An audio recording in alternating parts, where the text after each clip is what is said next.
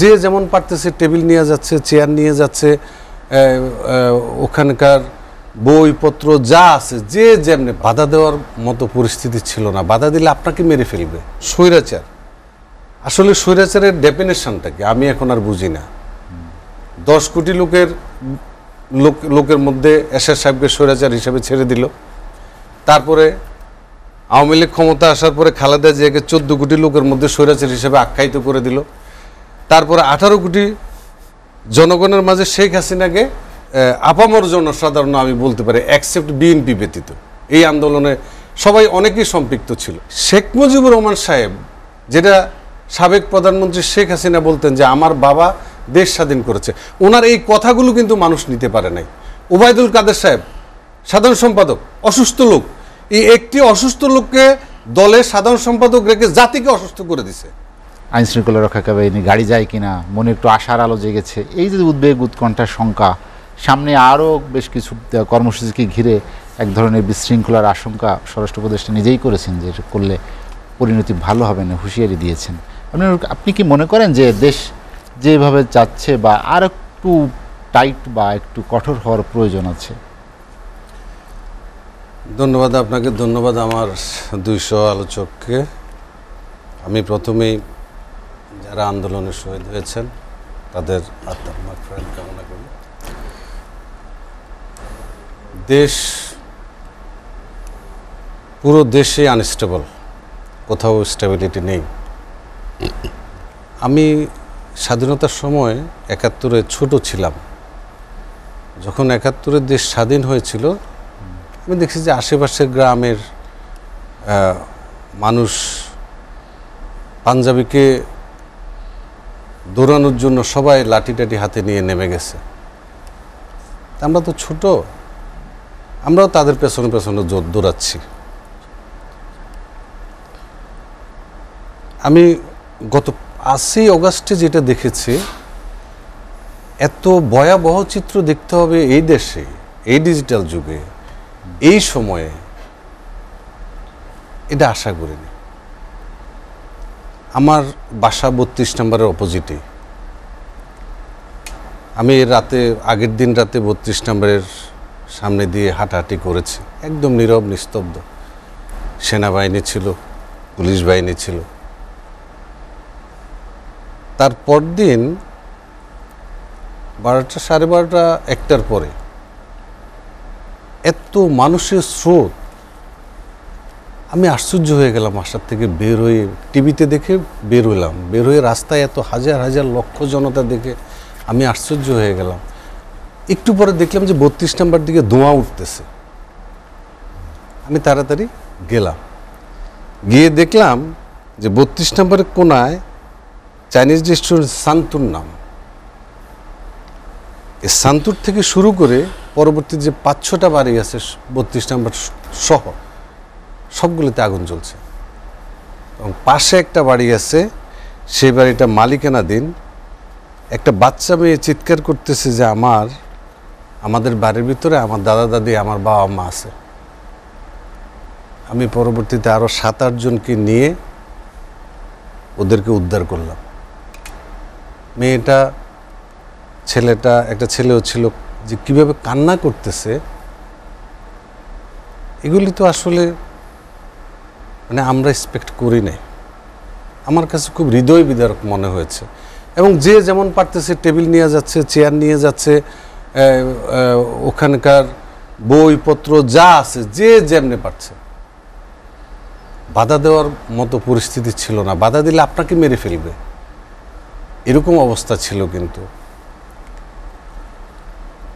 এটা মানুষের মনের দীর্ঘদিনের ক্ষোভ, ঘৃণার এটা বহিঃপ্রকাশ আমার কাছে মনে হয়েছে।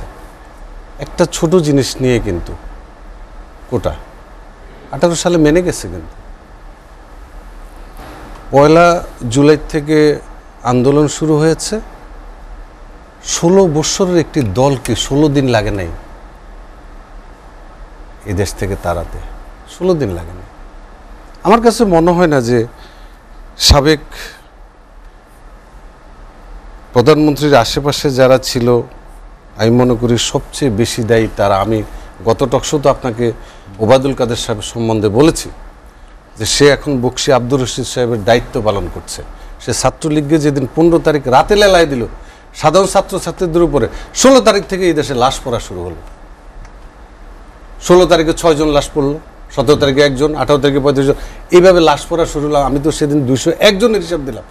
আপনি কি চিন্তা করতে পারেন একটা স্বাধীন দেশে 201 জন লাশ, এটা সবগুলি ম্যাক্সিমাম ছাত্র, 200 জনের মধ্যে 180 জনের ছাত্র, এবং সবাই ব্রিলিয়ান্ট, সবাই মেধাবী, কেউ প্রাইভেট ইউনিভার্সিটি, কেউ ঢাকা বিশ্ববিদ্যালয়, কেউ বুয়েটে।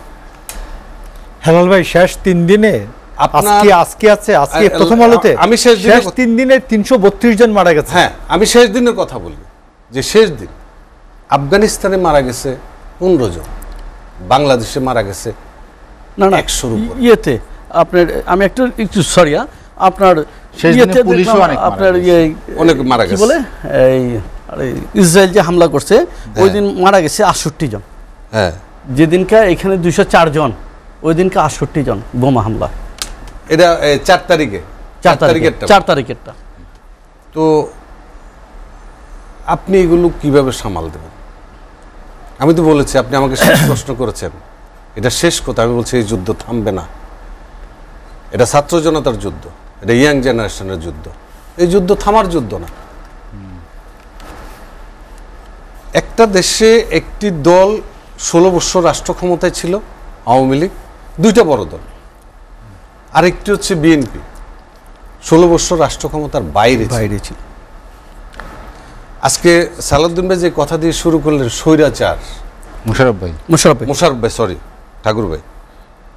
ঠাকুর ভাই যে কথা দিয়ে শুরু করলেন স্বৈরাচার, আসলে স্বৈরাচারের ডেফিনেশনটা কি আমি এখন আর বুঝি না।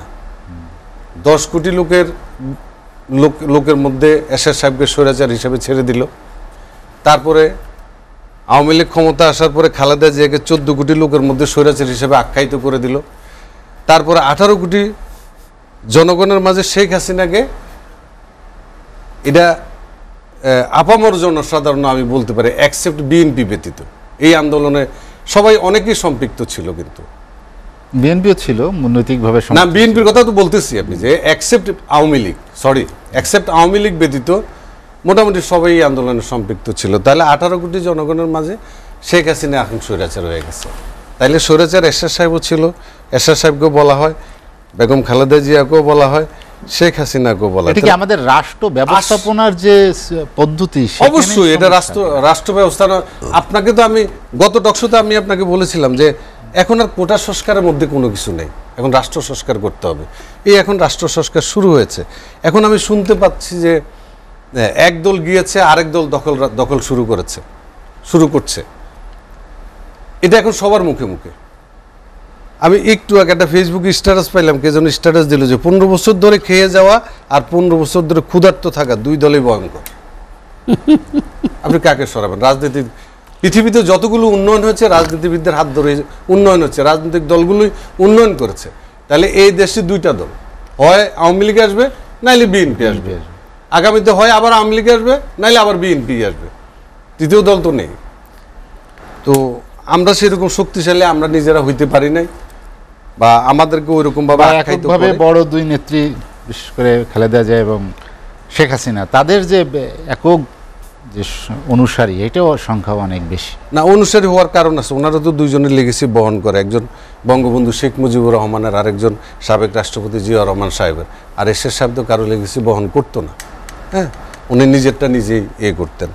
তো আমি এরশাদ সাহেব 89-90 সালে ডাক্তার মিলন হত্যায় ডাক্তার মিলন হত্যা মিলন মারা গিয়েছে, আর সেসব ক্ষমতা হস্তান্তর করে দিয়েছে শেখ মুজিবুর রহমান সাহেব। যেটা সাবেক প্রধানমন্ত্রী শেখ হাসিনা বলতেন যে আমার বাবা দেশ স্বাধীন করেছে, ওনার এই কথাগুলো কিন্তু মানুষ নিতে পারে নাই। ওবায়দুল কাদের সাহেব সাধারণ সম্পাদক, অসুস্থ লোক, এই একটি অসুস্থ লোককে দলের সাধারণ সম্পাদক রেখে জাতিকে অসুস্থ করে দিছে। উনি যেভাবে ট্রল করে কথা বলতেন, উনি যেভাবে তুচ্ছ-তাচ্ছিল্য করে কথা বলতেন, এগুলি কিন্তু জাতি সহজভাবে নিতে পারতো না। কিন্তু উনি আরাফাতের মতো লোককে মন্ত্রী বানিয়েছেন, উনি পলকের মতো লোককে মন্ত্রী বানিয়েছেন। উনি নোবেলের মতো লোককে মন্ত্রী বানিয়েছেন, আমি এগুলি আগে বলছি আপনাকে।